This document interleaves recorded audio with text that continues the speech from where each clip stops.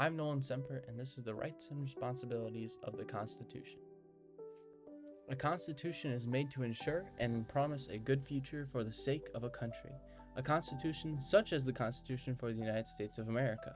This document was made by people who wanted the best for the country and the people in it.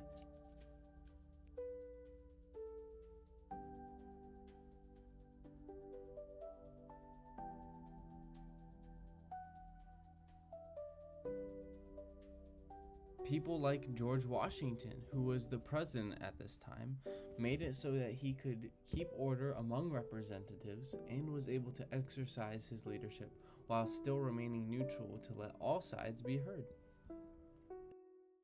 James Madison, quite literally being known as the father of the Constitution, he secured the Bill of Rights by addressing individual rights during the ratification process, and is well known for his accounts of the making of the Constitution. George Mason refused actually to sign the Constitution due to the lack of the Bill of Rights to protect individual liberties, which served as a big reason we had the Bill of Rights later added to the Constitution. Roger Sherman.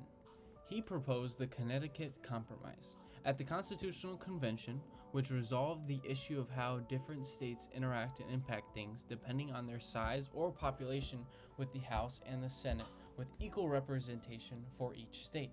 This compromise ensured we had a successful process of putting the Constitution together. William Paterson. He proposed the New Jersey Plan, which advocated for equal representation of states. James Wilson. He played a key role in drafting the Constitution, particularly in shaping the executive branch by advocating for a single president elected through an electoral college, and was a strong voice in wanting the Constitution to be ratified.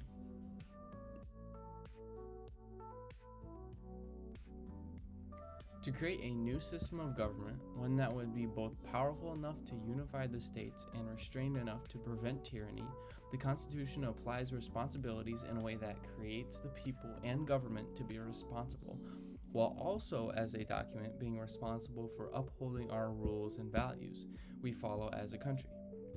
See, it's more than just ink on paper, but is a carefully crafted and designed blueprint that balances power, protects freedom, and shapes the foundation for a government built up to last. The shape the Constitution builds for our government is set in 3 different branches. The legislative branch of the United States is Congress, which is made up of the Senate and the House of Representatives. This branch finalizes laws, declares war, runs taxing and spending on foreign policies, and overseeing the executive branch. The executive branch is the President of the United States and the administration under the President, so that's pretty simple.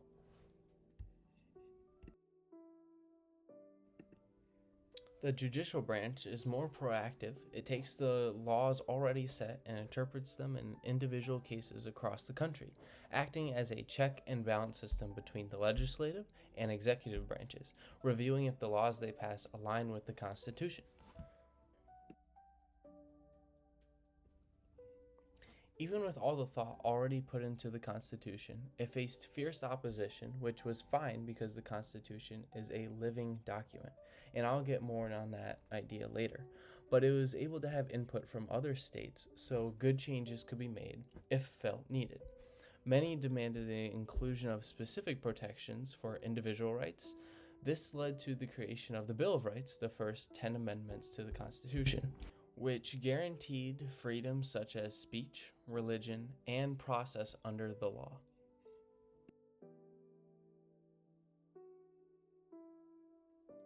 The Bill of Rights is the reason the states agreed to ratifying the Constitution, because without it they simply weren't going to, emphasizing that they wanted to protect freedoms. The U.S. going through this process of adding the Constitution for the greater good of the country showed the Constitution was able to withstand changing conditions in America while still keeping the founders' basic structure of national government intact.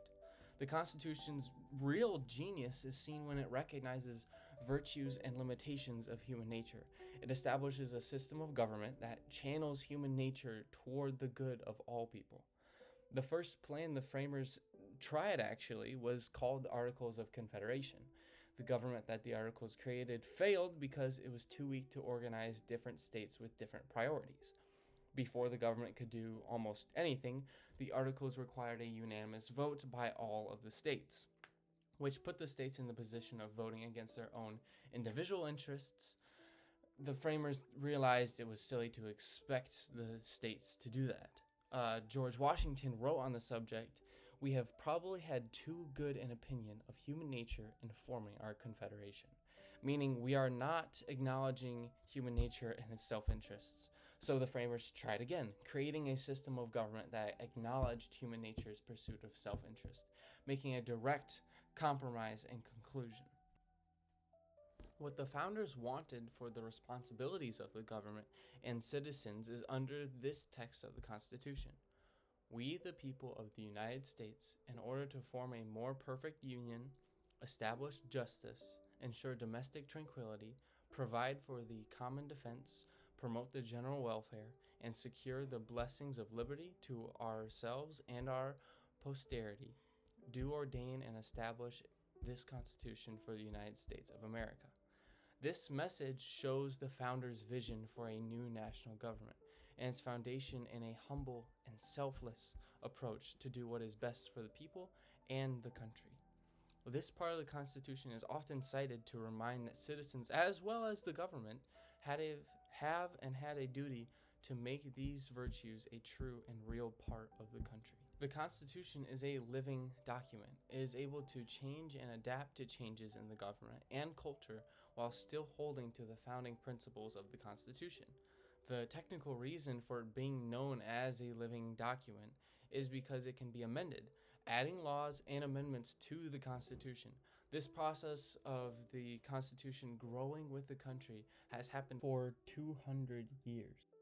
And all of this is the context, basics, and rights and responsibilities for the Constitution of the United States.